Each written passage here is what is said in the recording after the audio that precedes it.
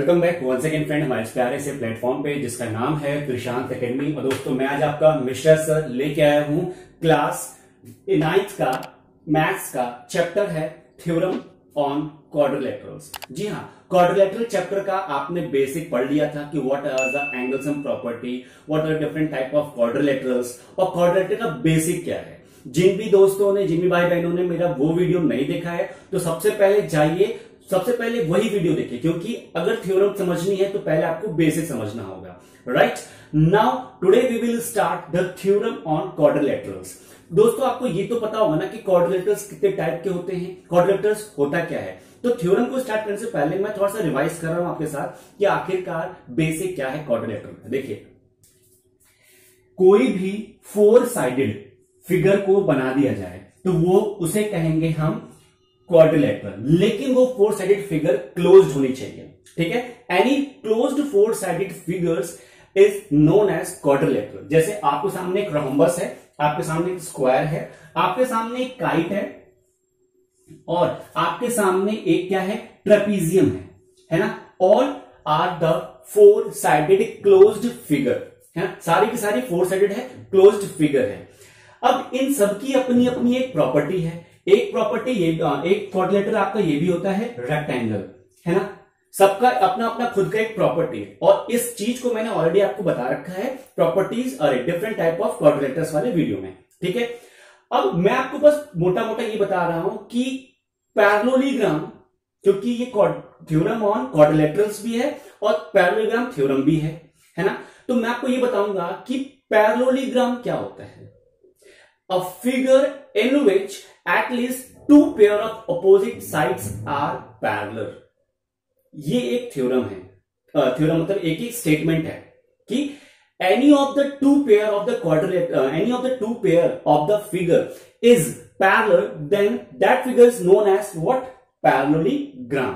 तो यहां पे आपको ये वाला फिगर जो रेक्टेंगल है, इसका ये साइड और ये अपोजिट साइड क्या है, दोनों पैरेलल है। सिमिलरली इसका भी ये वाला पैरेलल है, इसका भी ये वाला और ये वाला पैरेलल है, लेकिन ये ना ही पैरेलल है, किसमें केवल एक पेयर है, ये वाला पैरेलल नहीं है। तो therefore this kite and the trapezium, these 2 figures are not said to be a parallelogram. Above 3 are said to be a parallelogram because they have at least 2 pair of opposite sides which are parallel to each other. Right now the basic difference between these 3 figures are, here you can see that it is a 90-degree angle. In this it is also have a 90-degree angle. All the opposite angles are 90-degree angles, but it is a square because all the 4 sided of this closed quadrilateral or this parallelogram is equal. If all the 4 sides of the quadrilaterals are equal and the opposite sides are parallel, then this quadrilateral is known as a parallelogram and square. Right now in this it is a rectangle because opposite sides are equal. Not all the sides are equal, opposite sides are equal, right? And each angle is 90 degree. Therefore this is a rectangle. This is a rhombus because all sides are equal, opposite sides are parallel, but the angles are not 90 degree. So this is known as a rhombus. Right? These all are the different categories of the quadrilaterals. Now our topic is theorem on quadrilateral. So let's give a start to this theorem.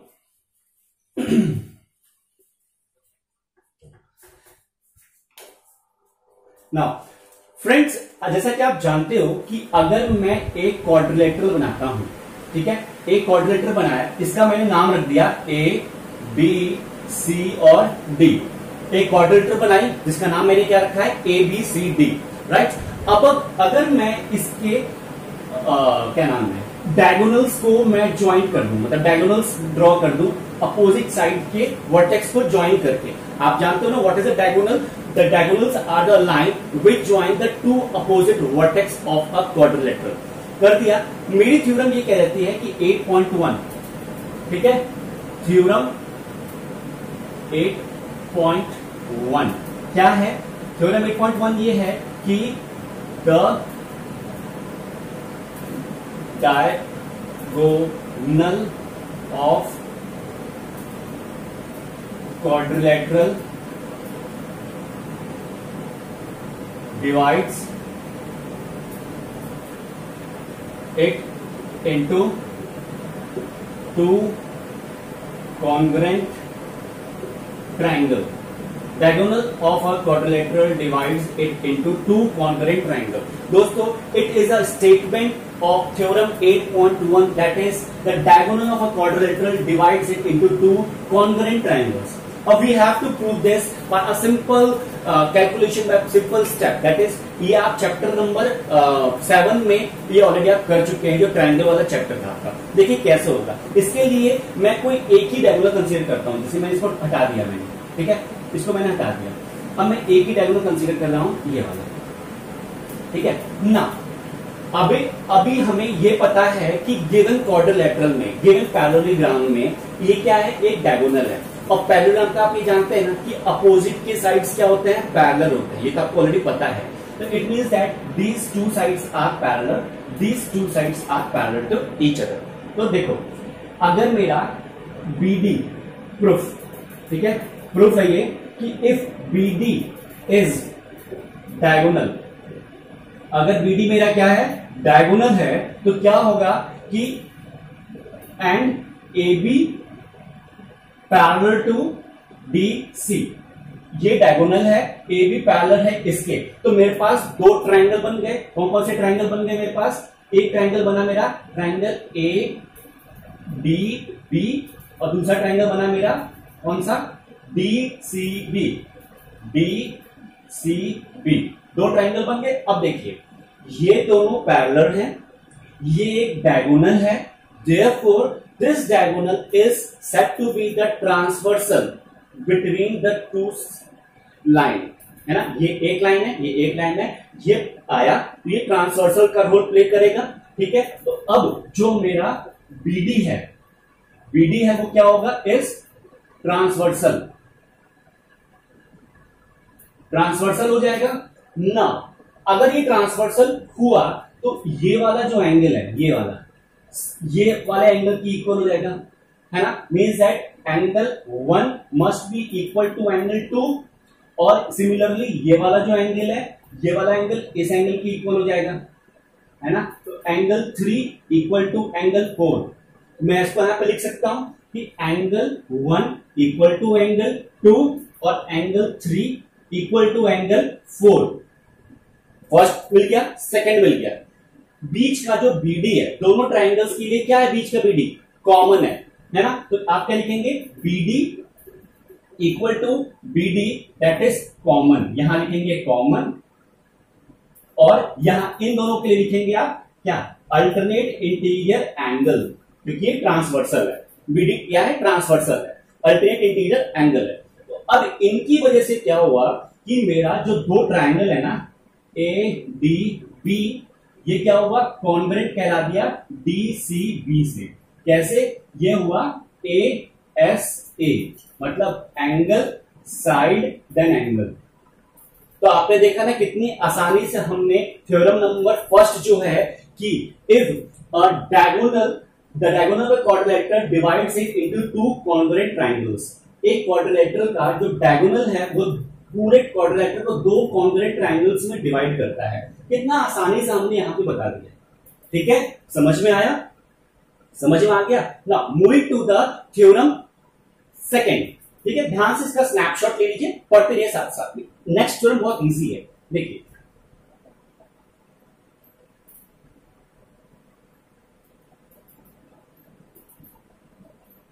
Next theorem है आपकी, अगर मान लीजिए ये quadrilateral है,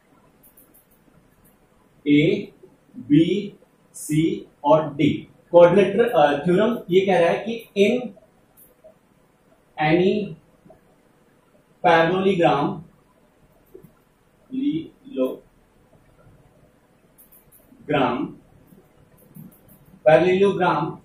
opposite sides are equal.